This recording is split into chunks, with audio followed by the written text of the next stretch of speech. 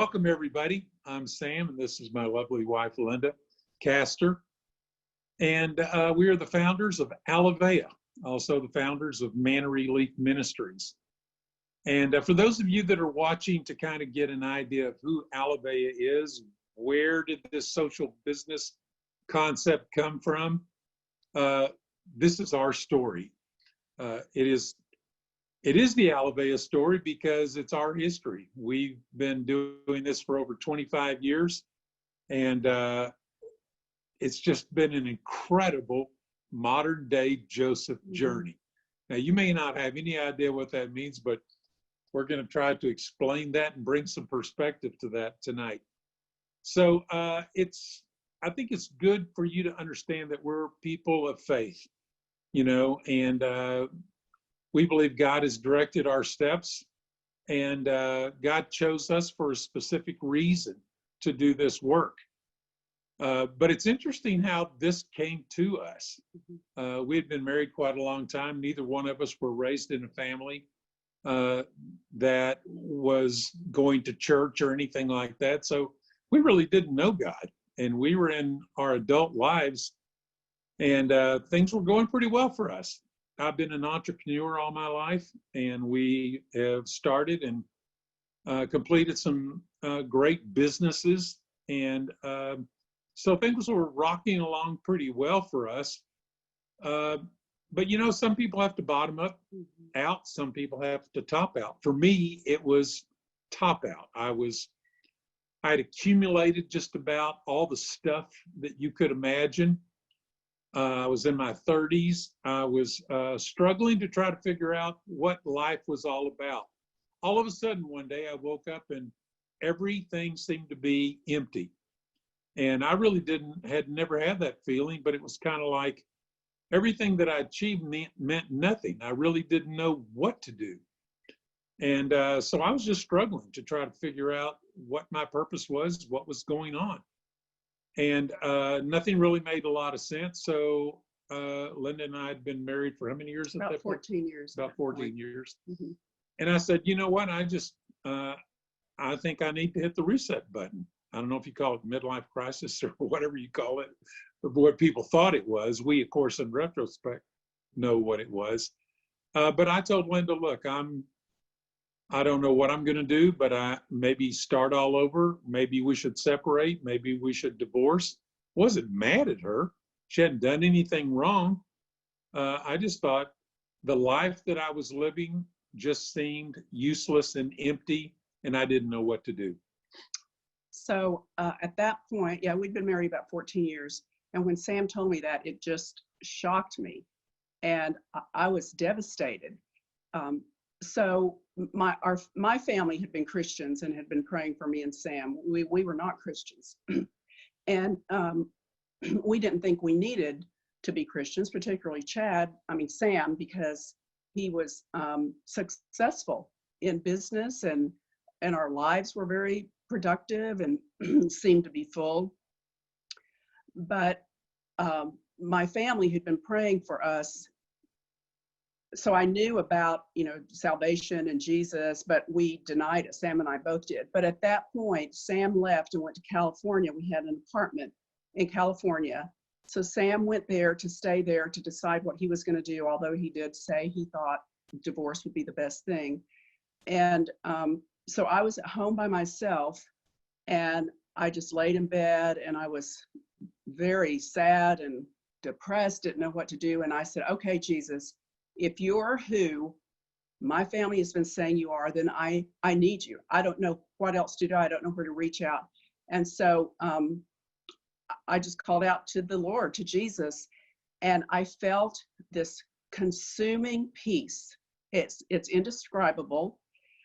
There was nothing like manifested, but over my whole body, I felt an amazing peace. And I knew that Jesus had come into my life at that point. So I called my mother, my sister, and they were very excited. They prayed with me, and I started going to a ladies' Bible study with my sister. And pretty quickly, I started reading about, in Ephesians about warfare, and the Lord showed me scriptures about warfare. And because I was a new Christian, I didn't have to undo any doctrine or any former beliefs. I just believed it when he said, you know, I give you angels charge over you to keep you in all of your ways. I believed it. When he said we have the full armor of God, I believed it. So I pretty quickly moved into understanding about warfare and understanding the importance of prayer, but I didn't know the Bible. I didn't know at that point the Word of God or where anything was at that point. And so I felt very confident, though, in how God was speaking to me and through me. And I did go to California, and I was trying to see if just starting a new life would work, and I wasn't really getting traction around anything. And so my ladies' Bible study, I just loved them all. And so I just started praying for Sam. I watched every Christian TV show there was, and I took their phone numbers and I called them and I said, pray for my marriage, pray for my marriage. I called I told my family, call everybody, cousins, distant cousins, everyone you know who's a Christian, and pray for my marriage. And I was at the Bible study and I was telling them to pray, and one of the ladies there said, well, you need to pray for Sam to be miserable. And I said, can I do that? Is that a Christian way you can pray? And she said, yes, because God doesn't want Sam to find fulfillment or find joy or find peace in anything until he finds that in the Lord first. So I did. I said, okay, then I'm going to start praying. And I did. I just started praying, Lord, just let Sam be miserable. Whatever he's searching for, let him not find it until he finds you. Whatever he's doing, let him be miserable. And sure enough, about a month later, I was at home by myself. I got a phone call from Sam. I hadn't heard from him in a couple weeks or so. And he said, Linda, I am so miserable. I was so elated because I knew that God heard my prayers. I was so excited. I mean, I put the phone down and went, oh my gosh. And so Sam said, I'm just miserable and I don't know what to do. And I said, Sam, you need to receive the Lord like I did. And he said he needed to think about it, but it was probably within that week that Sam prayed pretty much the same way I did, by himself, Lord, come into my life. And he felt a peace also, very similar to me. And so he came back and we rededicated our marriage to the Lord. And we were just very excited to be on this new Christian journey together and studying the Word together. And we thought, wow, life is going to really be good because all Christians have really good and perfect lives, right? So that's what we were thinking. So we lived happily ever after. End of story. It didn't actually. So Linda does have the misery prayer anointing. If any of you ladies need that, just call her. She can pass it on. It did work. It did work. And so so now we're back in Dallas. We feel like, okay, we've dedicated our lives to the Lord. We're going to create a family. I mean, but in my business, all of a sudden things started failing. Now, this is really weird for me because I'd never had a failing business before. But I just thought it really doesn't matter. My intuition, my ability, my skill set, all of my experience can fix this. And because, you know, Scripture says rely not on your own understanding. That was a foreign thing to me because that's all I had ever done. And but it didn't matter what I did. The business kept falling. It fell so fast that I had to close it. And this was a very big business. And so when we closed it, I mean, just to keep the negative cash flow from stacking up, we owed about $400,000 in expenses. And of course, my accountant said, you know, it's not your fault, the circumstances in the market, blah, blah, blah, just file bankruptcy and go on to the next project. And so I came home and we decided that we would just pray about it. I really didn't have any expectation for what that meant because I'd really never done anything like that before. But we started praying and so I did feel the Lord was saying that's the right thing to do. That's integrity. Use the money that you have and pay off all the expenses of the company. And so that left us with, you know, $20,000, $30,000, something like that in the account, which wasn't really enough to start a new business, but it's what we felt we both did agree that that was the right thing to do. So Yeah, so we when paid Linda it all said, off. I heard from the Lord, I think we're supposed to pay it all. I was, I received it, but I was very nervous about it because I didn't have that level of faith yet. And I was thinking through in the natural, how do we start again? But Linda said, I think instead of filing bankruptcy, I think God is telling me just to pay off the debt. So we did. We thought we were doing the right thing. We thought God would bless us. Well, less than a month later, I get a letter from the IRS. And the IRS says, we've done an audit, on your whatever year taxes. We've disallowed a handful of the deductions, and we've reconciled it. You owe us $100,000. I was absolutely in shock because we had spent almost every penny we had paying off that debt that normally you would file bankruptcy for, but we felt like God led us to pay it off. So now I'm going, I think we might have missed God on this one. I mean, $100,000, what are we going to do? So I had read a scripture that said, all the power of the enemy is under your feet. So I knew that I felt this was a plan of the enemy to discourage us. And I told Sam, we did what was right. We paid off the debt.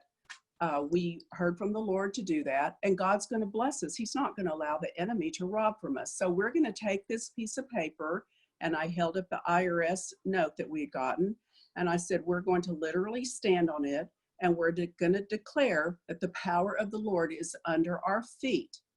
And the other one scripture was, no weapon formed against us will prosper. This is a weapon. It's been formed, but it will not prosper. When I told Sam that, he looked at me like I was, an alien or something. He could not believe the words that were coming out of my mouth. And he said, we're going to stand on a piece of paper and that's going to take care of the problem. Well, I told her, I said, you can pray for world peace or something, but we're talking about the IRS. I mean, these guys are going to get us. But she was just convinced that we just need to stand on it and declare it. So we did for, I don't know how many weeks, but Sam would come home. We'd stand on the paper together. I'd say the declaration, and I meant it within my heart. I knew what God's word says and what God's word said at the time. And Sam was kind of maybe not even half-heartedly doing it, because he would kind of put his foot on the paper, and still I could see the thoughts in his head, like, what are we doing? This just doesn't even make sense. But he did it. And we did it night after night, night after night. And then a few weeks later, I got a letter from the State Revenue Department, state of Texas. And and I thought, now what? And I opened the letter, and they said, we've done an audit, excuse me, on your sales tax. You overpaid us, and here's a check. It was for $100,000. And I called my accountant, and he said, well, let me just check that return real quick. Give me an hour. He called back, and he said, it's a mistake. Send it back. So I sent it back to the state of Texas. They sent it back to me a week later with interest. I sent it back again. They sent it back to me. And finally, my accountant said, I don't have any idea what is going on. So that was really our first big test of having faith in the Lord, believing his word, and seeing him answer that prayer. It was an amazing, it was just so amazing for me, because it escalated my faith. And it did somewhat Sam's, but it still was confusing to him. It was because it wasn't logical. Right. And so since it didn't make sense, he had a hard time grasping onto it, but it just increased my faith. So we got the $100,000, we paid off IRS, and we live happily ever after. Well, okay, not yet. We're not there yet. Okay, so now we're starting to walk in this faith walk. In retrospect, I know what God was doing to me through this is get me out of me, in order to use me in a mighty way, because I did rely on my own understanding. I did rely on my intuition. and everything I knew stood in the way of what God's purpose was really for my life. So I took a stab at 2 or 3 other businesses. I wasn't getting traction around anything. So Sam had started a company and Funds for Kids, and it was going to be the concept was really good, and again, helping children in a different way than we are now. Another company came along and wanted to merge with Sam, with our company. Which I thought, by the way, would be a great idea because we weren't really progressing too quickly. And I just thought these guys have everything we need to leverage this opportunity. So, and I didn't know anything about, I've never worked in Sam's businesses, so I don't know like day-to-day details. I only know what the Lord tells me.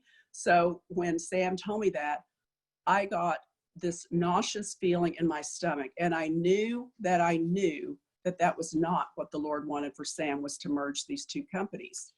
But Sam, again, when I told him that, he couldn't understand why I would even say that. I didn't know the people. I didn't know about the company. I'm not a business person. And so it was very illogical to Sam. And so he went ahead with the merger because he thought that would be the best thing for the productivity. I couldn't receive. I said, so what basis do you have for saying not merger? She said, I just feel it.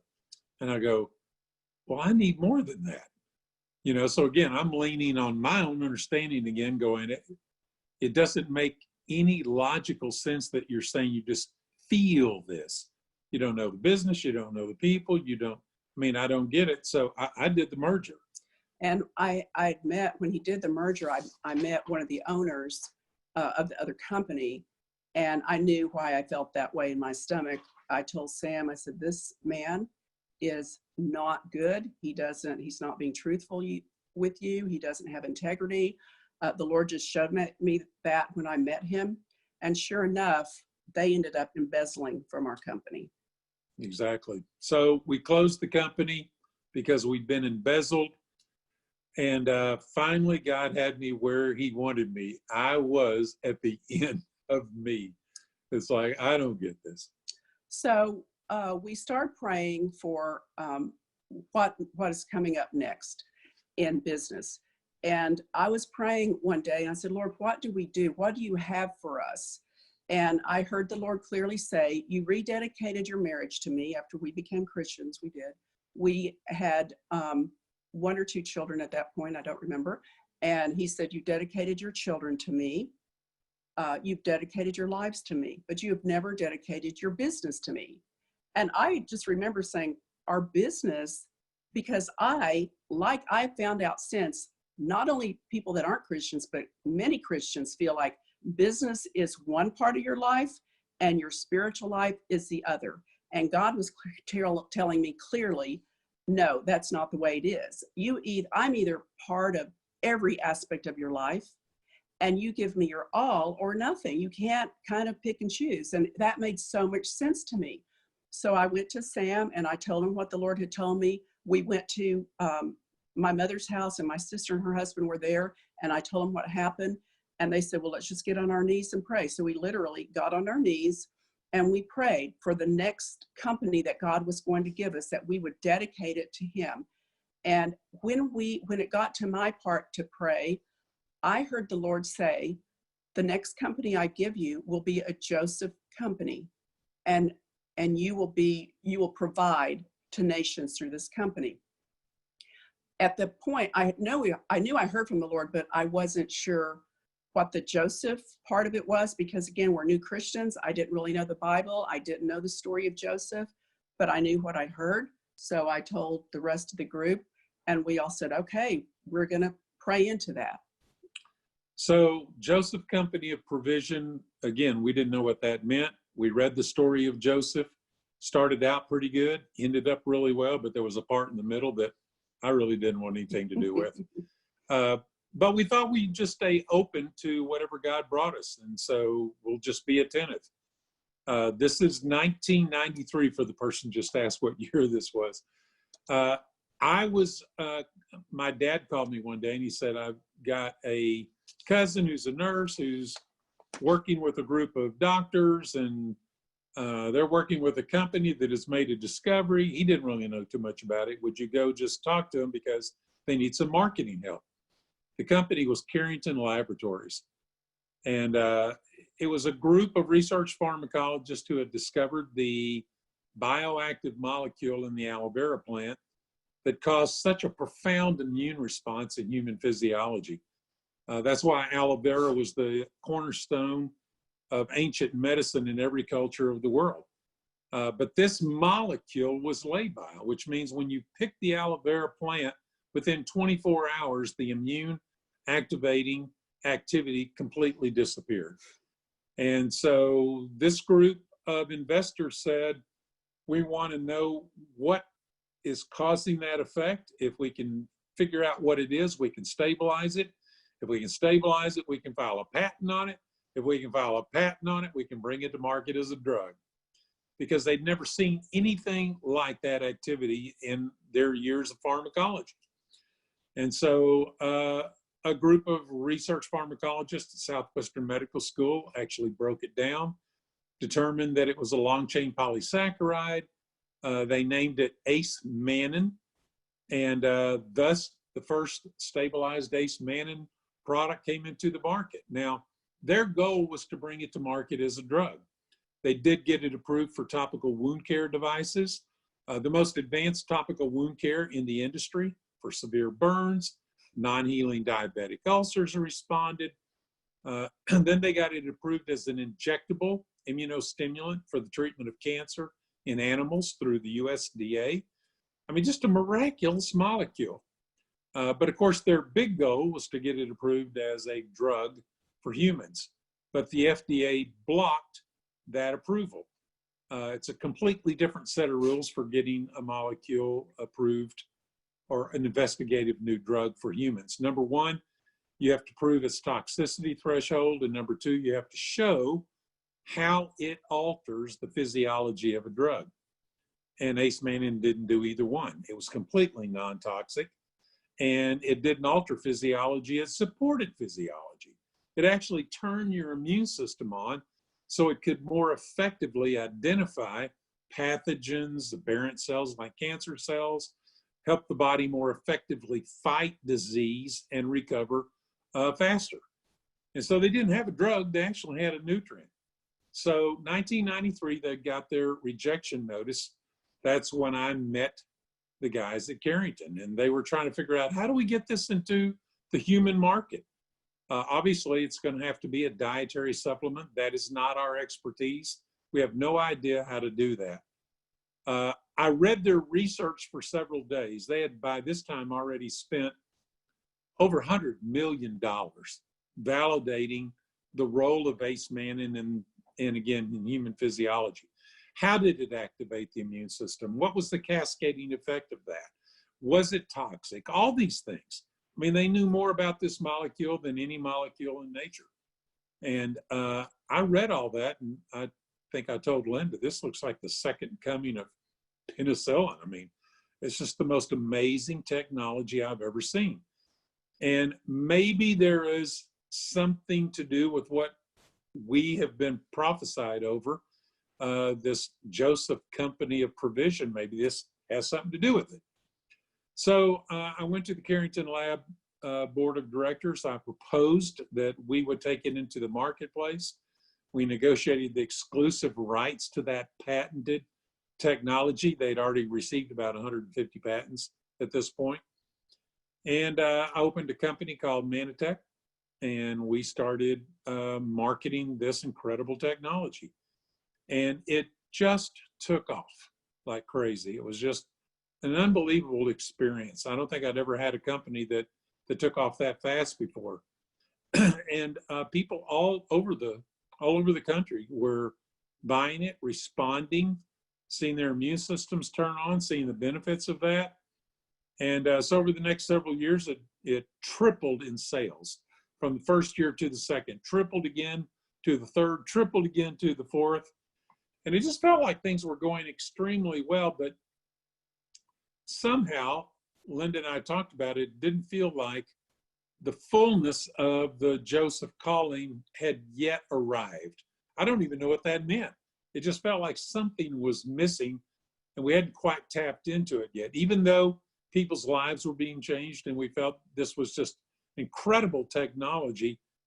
It just felt like something was missing. We had been supporting orphanage organizations because we were in the process of starting to adopt our children and or thinking about it, praying about it. And I went to Romania in a big orphanage organization over there, met with their caregivers, and they thanked us for our financial contributions that we had made. But at the end of the presentation, the lady said, but it's heartbreaking to see what's going on with our children. They're sick all the time. We're losing 30 to 40 kids a year. And I said, do you know why? And she said, yeah, they're malnourished. They're exposed to toxicity, poor sanitation. And all of that causes a condition called immune deficiency. So when their immune systems falter, they become susceptible to every chronic and infectious disease. So she said, our kids get sick and they just don't get better. You know, some of them die, some of them become disabled. She says it's just a horrible situation. Immune deficiency, and I'm sitting here with the most powerful immune modulating molecule that exists in nature. And I knew that I knew at that very moment that what we were doing had something to do with these children.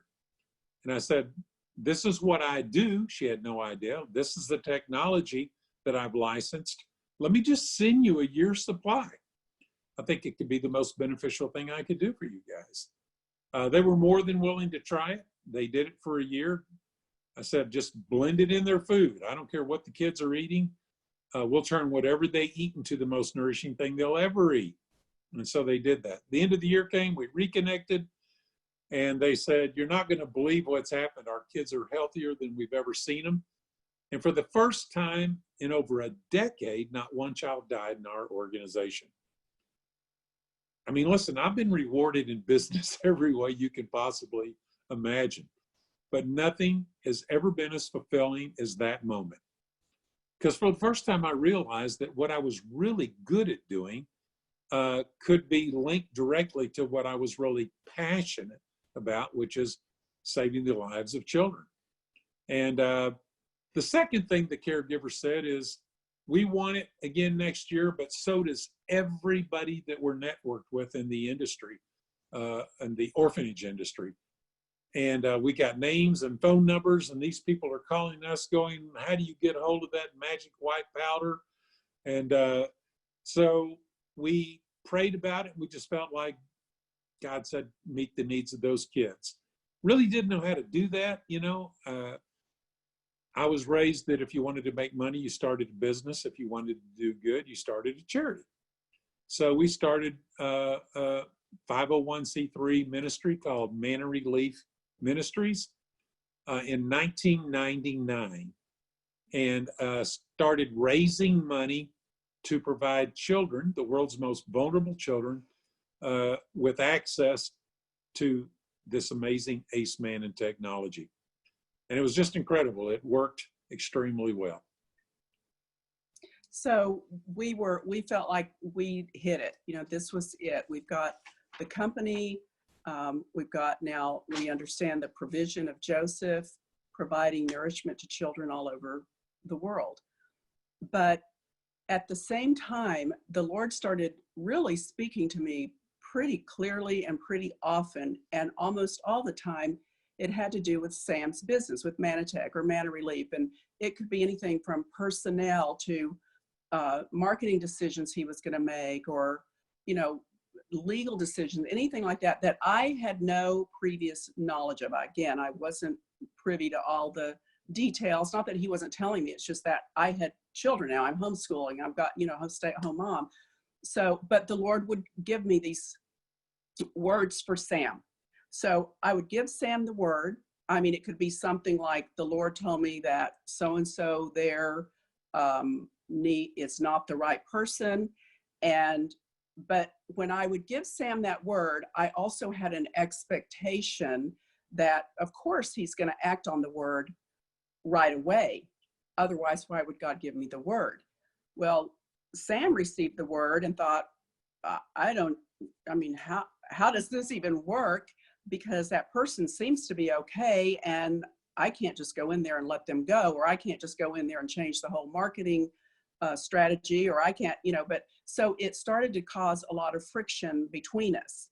Well, going a little bit forward, Sam and I have done a lot of marriage conferences, and we have since found out that that is very common among husbands and wives. You have different personalities, you have different spiritual gifts, and you have expectations that then the enemy comes in and tries to cause all these conflicts. And that was what was happening to us.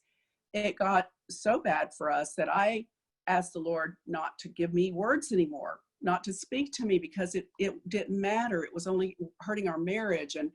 And so anyway, we went to Canada. I was praying that same prayer, by the way. Yeah. He was. Don't give her any more words. Oh my God.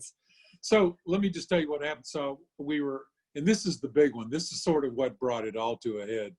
I had two partners in that company that wanted to take the company public. And so, we strategized and we met with bankers. I mean, we were a success story you wanted to invest in, right? In 2005, I think Business Week voted us 5th best small company in America because of our trajectory of growth and profitability and all that stuff. So we were going to take our company public, and we went out on a road show with the investment community. And of course, I was calling back to Linda, and she got one of these words of knowledge. Well, the Lord told me that was not his will for this company to go public, that he had given it to Sam. That wasn't his will.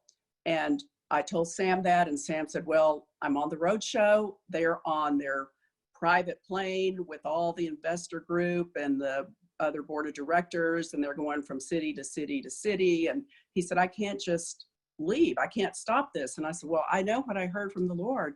Well, then the Lord gave me, I was praying, and the Lord gave me this, I'll call it a vision. For some of you, it might be like a picture. I don't know how to describe it other than I knew the Lord was giving me this. And it was of a huge, huge ship. And it was like a cruise ship. And the flag at the front of the ship had Mannatech on it. So it's a Mannatech cruise ship. And we're out in this vast ocean. And up ahead, I saw this gigantic iceberg. And on the iceberg, it said IPO, which stands for Initial Public Offering. And as the ship got closer, the iceberg went into the ocean. It just disappeared. And I knew the Lord was saying, this is not a good thing that's happening. So I told Sam that. And again, Sam didn't know what to do with it. So part of the road show ended up in Canada. And I flew up to Canada Sam was also doing a Mannatech meeting there. And we met with some really close friends of ours. He had been a former pastor. And we were so frustrated. And I told him what the Lord had showed me about the public company. We told him how this is, just so frustrating for both of us. We don't know what to do. And the man there said, okay, here's what's happening with you two. He said, Linda, God gives you words. It's almost like a brick, and you're building a road, like a yellow brick road. This is what he said. And you place the bricks down. And then when you give it to Sam, God will give Sam the wisdom on what to do with the word and when to do anything with the word. So you're laying the path for him, but it's up to Sam to walk the path, not you. You are just the messenger. So when you give Sam the word, that's it. Your part is done. And then Sam will act on it as the Lord gives him the timing. And I mean, that might sound very simplistic, but I'm telling you, for us, that was huge. It was so profound. And we went, oh my gosh, that's what our roles are. That's what our spiritual gifts are. And so from that point, it just got better because I was able to do that. I was able to just be the messenger. And God gave us a really good test on that not too long after, about a month. And the Lord told me that there was somebody on the executive team that needed to be let go, and the Lord told me why. And I told Sam, but I just let it go. And sure enough, about a month later, something came up with this man, and he did need to be let go. The whole board of directors was trying to kind of relocate him so nobody would find out what happened. But because Sam remembered the word that the Lord gave me, Sam knew that this man was not meant to be there. And so Sam didn't agree to the relocation, so they did let go of him. And we both went, oh my gosh. So when you're working in conjunction with the Lord and the way your gifts are meant to work, it works out really well. But back to the public company. Back to the public company. Okay, so we got that word, and it's like that made so much sense, because now there wasn't an expectation to come off the road or you're not honoring me. It was like, when the time is right, you'll know what to do. So we get to the last day where we're booking the public offering. And I'm thinking, man, this is going right up to the wire, you know. And the Japanese stock market crashed, and nothing booked that day. So the bankers came down and they said, man, this is a weird day. There's a lot of skittishness in the market. Nobody knows what's going to happen. We might be able to book it for half the original amount. And I just said, no, if it didn't book, it didn't book. We'll go back and reevaluate. And I just thought, what a miracle. So of course my partners were so depressed, and I was sitting in the back of the limo going to JFK I was on the phone with Linda going, you're not going to believe what happened. You know, I mean, this is amazing. And so, but my two partners were just, I mean, that was how they were going to cash out. So several months later, they took the company public through a private offering. And, you know, we knew that wasn't the right thing to do, but, you know, they had the majority of the shares, so they voted to do it. I knew at that point, though, that things were not going to be the same with Mannatech. It wasn't the company that God had intended for it to be. He blessed it. I'm not saying that. There were many, many blessings, but I felt at that point we truly moved out of the great purpose and blessing he had for us as a company. Yeah, and we forfeited our birthrights in that company. I mean, when it goes public, you lose control, which means you lose the ability to control the vision and its future. It's probably the worst thing that we ever did at the time. It wasn't that apparent.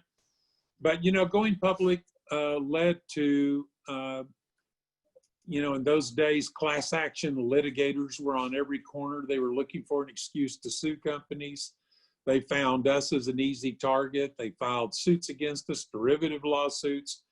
I mean, it was miserable. It culminated with an attorney general lawsuit. It was just crazy what happened as a result of going public. And then about the same time, the economy took a nosedive. And so that added insult to injury. Not only had we gone through the lawsuits, now we had to deal with a bad economy. But nothing was as bad as what happened to Manna Relief during that time, because when the economy took a nosedive, charitable giving goes along with it. And we had built up this pretty significant donor base. We were nourishing, 70, 80,000 children a day around the world. We'd gone into 90 different countries. We had supported missions programs all over the world. And when the economy took a nosedive, within 6 months, we lost 60% of our donor base. And that means we had to cut off distribution to 40,000 children. And I started getting cards and letters and emails and whatever from caregivers going, look, we know you're struggling, but you can't cut us off. You know, our kids are starting to get sick again, failing to thrive, going right back to the same conditions that they had before. And you need to find a way to provide us product.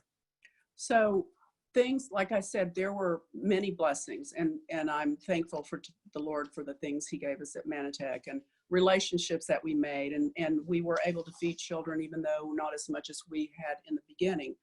But we were in Hawaii with a Mannatech group, and I was walking along the beach and just by myself, and it was beautiful and sunny. And then all of a sudden it started to rain. So I went to head back to the hotel, but the rain got harder. It was like pelting me, and it was kind of painful. And the sky got really gray. And I clearly heard the Lord say, you and Sam are going to go through a dark time. It's going to be somewhat painful, but you will come out on the other side and be more abundantly blessed than when you came in. And as I'm hearing these words, as I'm running back to the hotel in the rain, and when the Lord stopped, that was all he said, the rain stopped, the clouds went away, and there was a rainbow in the sky. And I just stopped. I was overwhelmed by that word. And I knew what the Lord was saying to me. And I knew the Lord was saying that our time at Mannatech was soon to be up. I went back into the hotel. Sam wasn't there. And I called my sister, and I was crying and crying. And I told her what the Lord said. And I said, we're going to be leaving Mannatech. And that was very difficult. It was, our baby. It's what Sam started. Even though it got off track, it was still our baby, and we were still able to feed children through it. And so when Sam came back to the hotel, I told him, and he said, there's no way we're leaving Mannatech. I don't know that you heard from the Lord. That's not going to happen. And I said, God didn't say when, but that's just what I heard.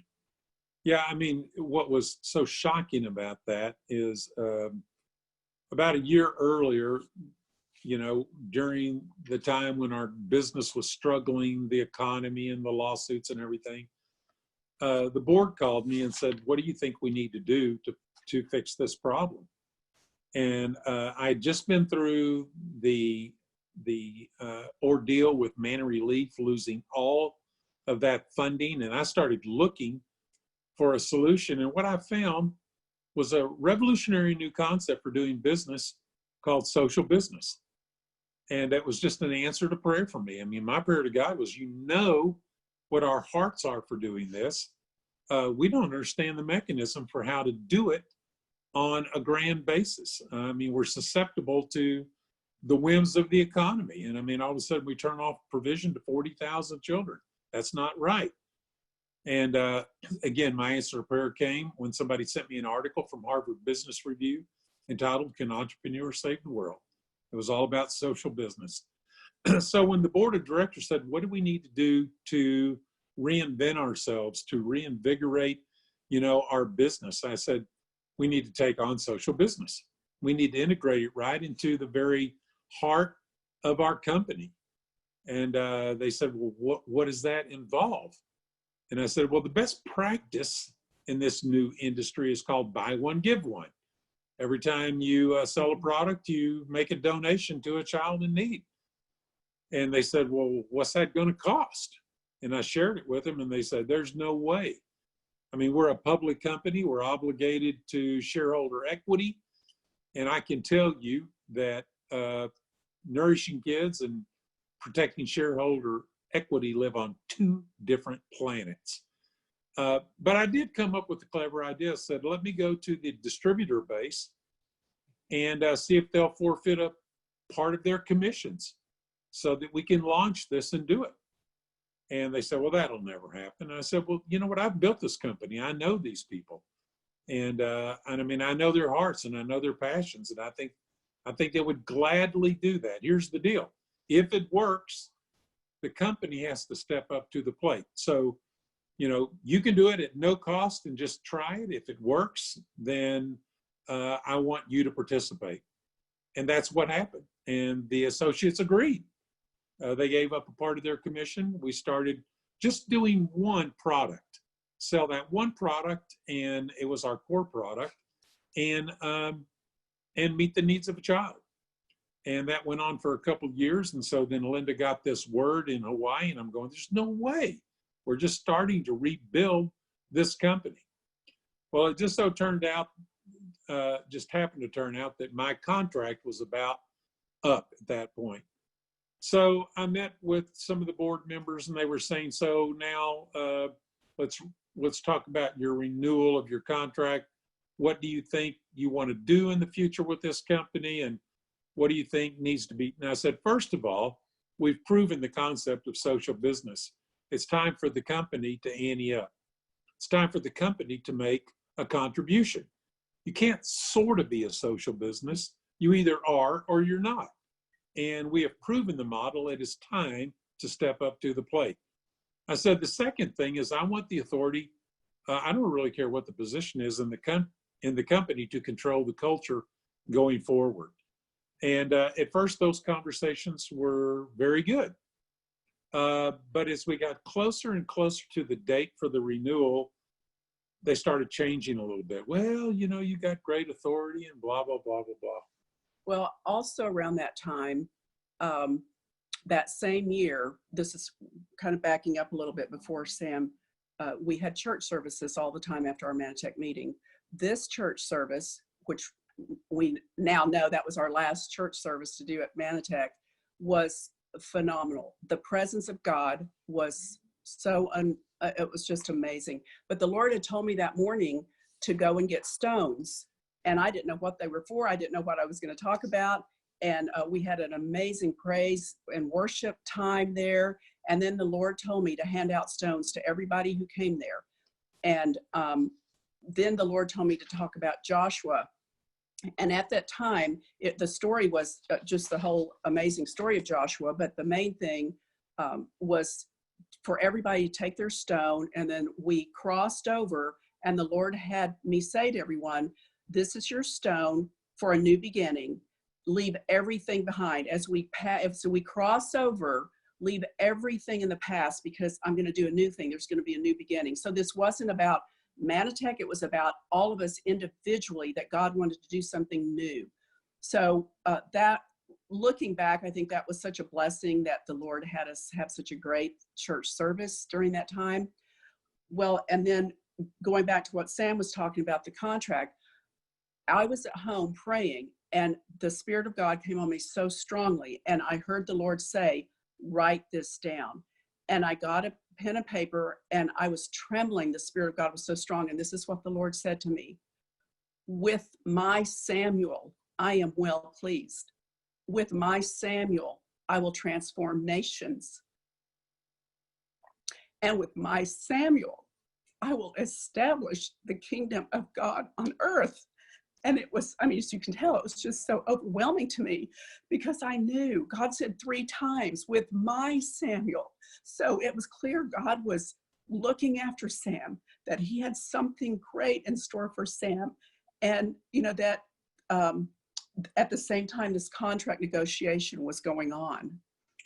And so it came time for the contract to expire and a new one to get renewed. And we had talked about it. We'd prayed about it. I said, the conversation's not going that well these days. I don't know what they're thinking.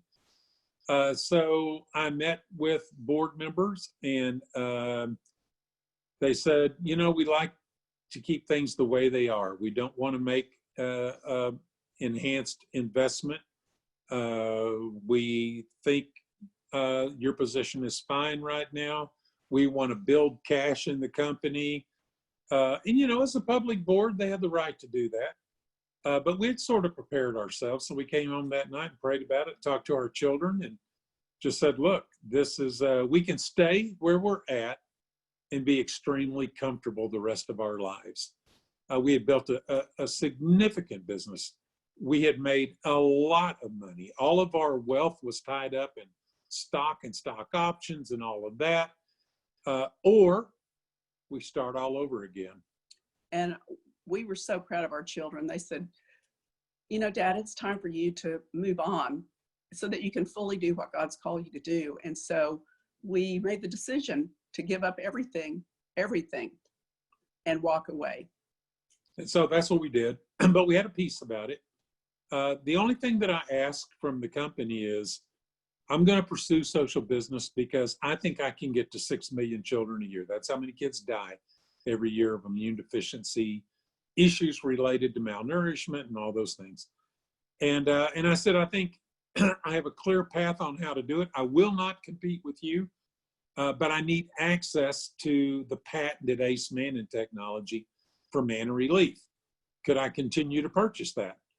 And they said, as long as you're feeding kids, you can have it forever. And so I left. We started on our new venture. I started looking at how we would build this new opportunity. And a few months later, I got a letter from outside counsel. And I all of a sudden realized how long forever was. They said, we reviewed our offer. We think it's not in good governance. And so therefore, let this letter serve as notice that you can no longer purchase the original patented Ace Mannin from our company anymore as Manna Relief. I was in shock personally. I could not believe that that's what had just happened. I mean, I was questioning everything. What is wrong with these people? Did we miss God? I mean, how could this happen? This was the technology that was radically impacting these children's lives. And all of a sudden it was just taken from us. And I was wringing my hands and going, what are we going to do? So when we left around this time, as I was praying, I heard the Lord say, I'm going to do one more big, and when I saw that, I saw big all in caps. I'm going to do one more big thing with Sam. Now, a week or two later, we went to a church that we go to sometimes in the Dallas area, Glory of Zion. Chuck Pierce is the pastor. And when we got there, Chuck didn't know any of this, but when he saw Sam, he turned around and he said, God just told me he's doing one big thing over you. And we looked at each other and went, oh my gosh, that's just amazing. So when Sam came home to tell me that we were cut off now and that we wouldn't have access to the product, I got excited. I said, oh my gosh, Sam, do you know what that means? That means God's giving us something better. And I looked at her and I went, I understand what you're saying, but I don't have that level of faith to believe that. Because Sam said, what could be better than what we have? Than this Ace Mannin technology. Ace Mannin. And I said, well, God created it. He's going to create something better for us. And I was still in shock. And again, in the natural, that just didn't make any sense. You know, I've been in this industry for a long time. I've seen everything. I've seen everything that claims to be an immune supporting technology. Nothing had the science, nothing had the mechanism of action of Ace Mannin. So it was just like, well, I'll try to find something else, but there's nothing better than Ace Mannin. So I don't know what that's going to look like. A friend of mine, Steve Burns, who used to be a supplier for us, all of our sales aids and things like that in my previous company, asked me, what are you doing when you resign? I said, I'm going to build a social business. He said, I'm going to come with you. So when I told him what had happened and we had gotten cut off, I said, I need to go find a product, something. I had about a 6-month supply for these kids and we had to find something else. And he said, so we went to the Natural Product Show in California, Steve and I, and while we were there, we met up with Dr. Santiago Rodriguez. That may not mean anything to you, but he's a PhD organic chemist who had developed the processes and technology for stabilizing Ace Mannin for Carrington Laboratories. And so in other words, he made our product for, 20 years. And he had left Carrington and started on his own. And so we sat down with Santiago and it's like, so what are you doing these days? And he said, there's just some new science that has come out around Ace Mannin and these particular types of polysaccharides. And what we know is they occur in a very broad range in the gel naturally, but not all of them are activating the immune system. The problem is we just didn't know which ones did and which ones didn't. He said a group of researchers in South Korea figured it out. And now we know the sweet spot, if you will, of the Ace Mannin polysaccharide. So what I've done is I've improved it and I've developed a product that, 3 times more effective. And I said, that is incredible. I said, but we're going to start this business that's a social business. We're going to take it all over the world. We're going to meet the needs of the world's most vulnerable children. I need a better product. And he said, it just so happens I'm working on a second generation. It'll probably be closer to 5 times more immune activating fractions per gram. And he said, let me just talk to my wife about this project tonight. So he did. Steve and I met with him the next day, and he said, I want to dedicate the new, most enhanced technology to you guys exclusively. And I just couldn't believe it. So I called home, and I was so excited. I said, so Linda, because of my faith, God has honored me with this new technology. I said, we're both right. You said something new. I said, there's nothing like Ace Manning. Isn't that amazing how God worked that? It was Ace Manning. It was just an incredibly better version. Okay, so now we had a product. Now we could get on with the project. I needed a company. And years before, I'd met a man named Craig Smith, and he was running a company called Evolve Health. He's actually one of the very first people that ever talked to me about the concept of social business. They were working on a platform that they called Give Out Loud. And it's how do corporations start becoming more active in solving social problems. And so I love the idea. I appreciated Craig for telling me that. And I knew he shared that passion. So Craig called me and he said, what are you doing now? And I said, I'm going to pursue social business. And he said, you know what? You need to come to Evolve. You need to meet with the owners. You need to bring that concept here. I think they would embrace it. And I said, well, it's going to be buy one, give one. I mean, that's what we're going to do. And he said, just come meet the guys. So we met with the owners. We had dinner with them and just really felt that they passionately wanted to do this.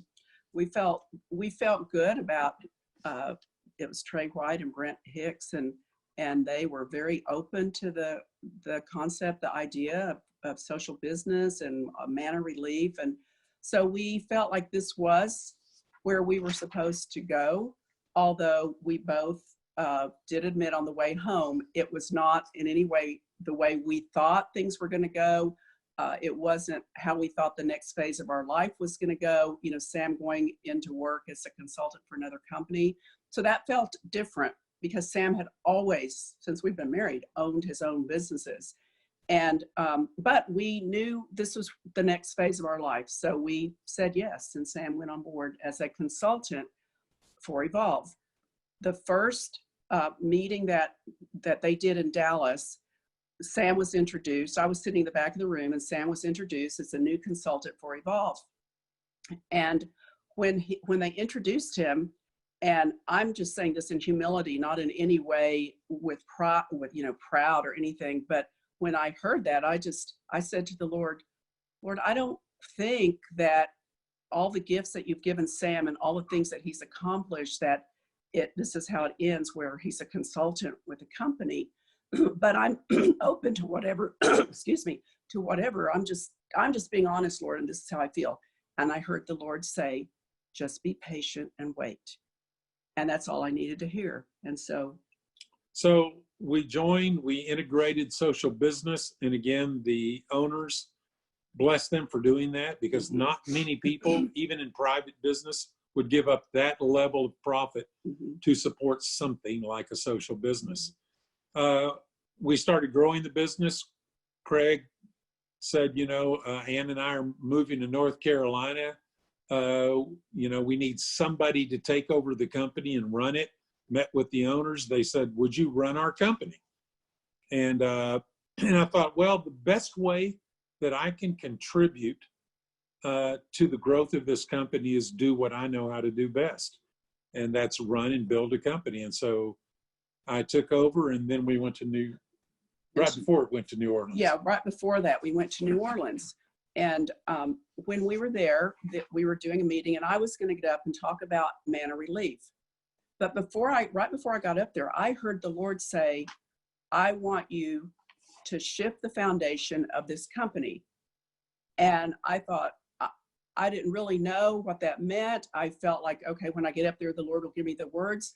But that is a very, very big thing to shift the foundation. And I knew that I didn't have the authority to do that. So I went to Trey White and I told him what the Lord had just told me. And he said, Linda, and I said, I need your permission to do that. And he said, you say whatever you want to say up there. He was very gracious. And so I did. I got up there and talked about Manna Relief. And then the Lord had me say, Trey and Brent started this company and took it this far. It was 7 years ago. So that night or that year had been 7 years since they'd started the company.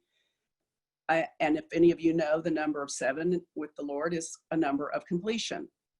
And so I said, but tonight, the Lord said he is shifting the foundation. And this company will now be on the foundation, as it says in the Bible, that is Jesus Christ, and there is no other.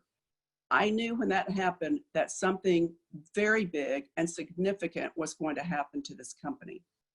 And about the same time that I came into Evolve, I was contacted by a group in South Korea.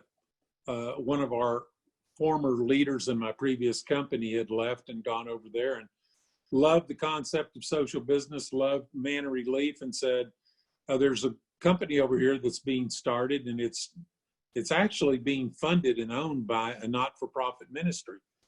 And they want the most advanced technologies, integrative health technologies, because they're going to sell directly into the healthcare community, to doctors, to hospitals, and they would like you to formulate the products. And I said, I'd be glad to do that as long as every time a product is sold, it generates a royalty back to Manna Relief so that we can nourish a child. And they said, yeah, absolutely. So I went over to do the very first training for their doctors group. What is the technology? How does it integrate into standard of care practices? And then I went out that night with the founders of the ministry that owned the company. Now, they started this company to help fund their ministry, so they understood the concept of social business. But the lady that was the executive director, her name is Mrs. Kim. I met her for the very first time. We went to dinner that night. She didn't speak a word of English, but through a translator, we had a great conversation about, and she had heard all about Manna Relief and what we'd done. And so we had a wonderful dinner. But at the end of the night, when we were leaving, through an interpreter, she said, I just want to tell you something. While we were sitting here tonight, God told me, you are going to be my spiritual father. And I'm to honor you in everything that God has called you to. I didn't have any idea what that meant. I knew that it meant it was huge to be a spiritual father.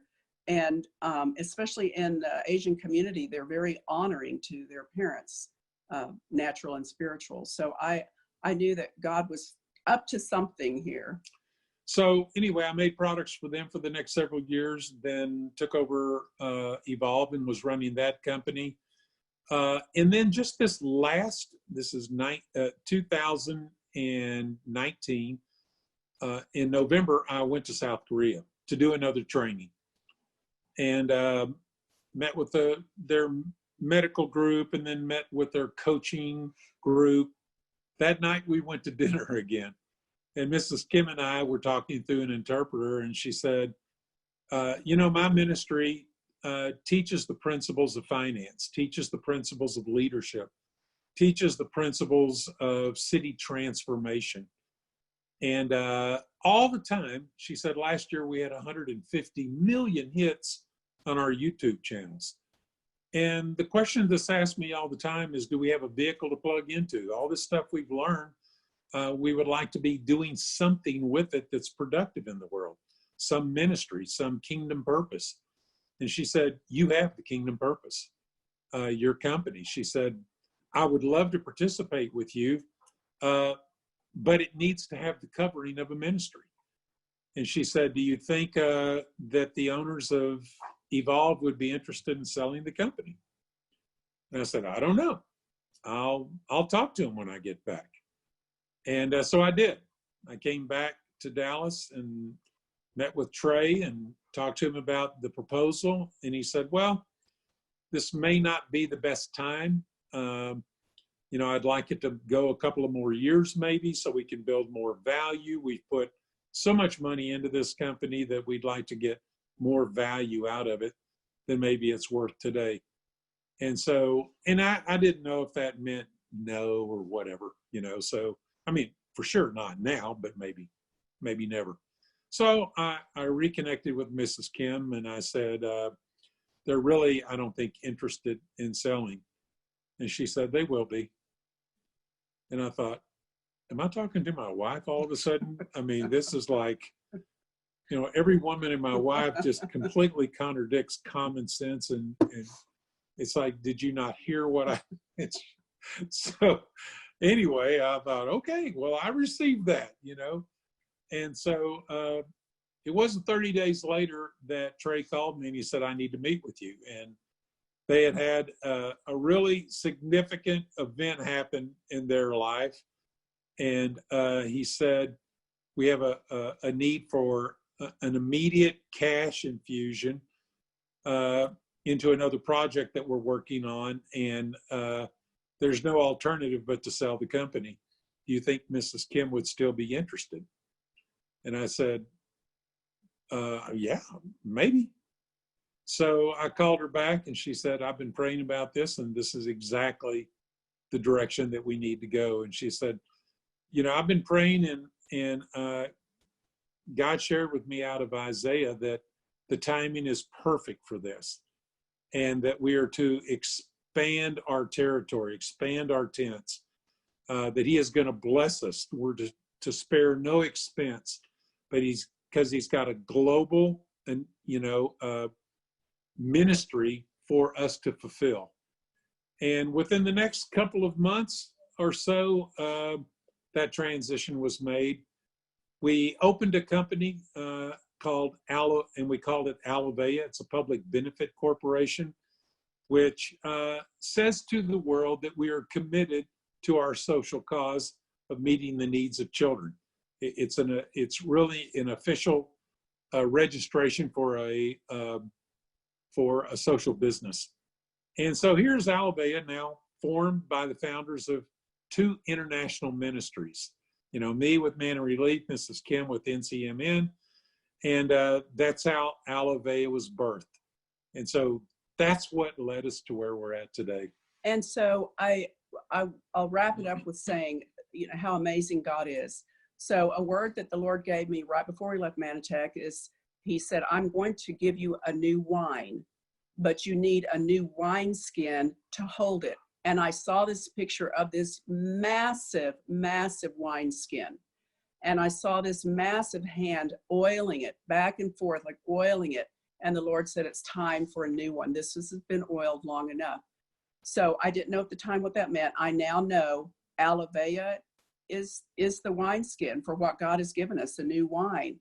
And then another a picture that the Lord gave me as I was on a prayer walk, is I saw this massive, God always shows me things that are massive, this massive astronaut boot, a silver boot. It was when the lunar module landed on the moon, and a moon boot stepped out of this module in my picture, in my vision, and it was gigantic. And as it stepped on the moon, the Lord said this to me, and this is what was said to Neil Armstrong. This is what Neil Armstrong said, but this is what the Lord said to me. You've made one small leap for man. You will now make a giant step for mankind. Yeah. And I knew then that what God was saying is everything you've done up until now has been a leap. And I thought, I think we accomplished quite a lot of things in our former businesses and helping children. But God said, now you're going to make a leap for mankind. And so I thought, here we are now in this new company. It's just phenomenal what's happened, and to be in partnership with Ms. Kim and a covering. So we have a foundation that's been shifted on the Lord Jesus, and we have a covering over us that's a ministry with this very godly, humble, accomplished woman in South Korea. And I feel like now the word that God gave me, we will see in Alovea, the word God gave Sam is we will establish the kingdom of God on earth and we will transform nations through this company. And you know, it's amazing what's happened just in the last few months since we've started this. More scientists around the world are bringing the absolute cutting edge technologies to us, saying we want to be a part of this. These are proprietary ingredients that contribute enormously to the quality of life impact that we can make on people all over the world for such a time as this. I mean, just consider what is happening in the world today. You know, the first time we've seen global pandemics like this. I went to a infectious disease conference not too long ago that said, if you think these viral pandemics are bad, wait till you see what's coming in the terms of bacterial infections, drug-resistant bacteria. And so they said the only thing that will save mankind is if they can figure out how to keep our immune systems working and functioning at their highest level. And that's the blessing that we've got with these technologies that are being delivered to us. We will have the most advanced technologies for meeting the biggest health concerns of mankind. And I think God is doing this on purpose. He's preparing the hearts of men everywhere to join us in this effort of not only providing all of us with the technology that can save our lives, but just think of what it's going to do for the world's most vulnerable children. And it is about stewardship, stewarding our bodies, putting in our bodies these, products like this, stewarding what God's given us and to help children, expanding that. I mean, we've been introduced to many other ministries that we would love to come on board with in the realm of helping children. So as we steward what God's given us in this company, as we steward our bodies with the products, as we steward the finances that God gives us to help others, then I believe it is a lot about stewardship. And that's when the blessings will flow amazingly, abundantly more than we could ever think or ask. Yeah, and a social business is about all of us participating and benefiting from that, because I think God wants to bless our finances. Mm-hmm. I think he wants to enrich our lives in ways that we could have never considered, enrich our health, enrich our experiences in the world. Go see firsthand the impact that we're making on these children. I mean, guys, this will be the experience of a lifetime to be involved with Alovea. Well, it's getting dark in our room. I think we're getting dark on the video here. So I think it's time to cut this off. Listen, blessings to everybody out there. Thank you so much for listening to our story tonight. We hope it's blessed you. We hope it's encouraged you. We hope it's giving you a perspective on who we are and what God is going to do through this amazing company. Bless you. Good night, everyone. Thank you.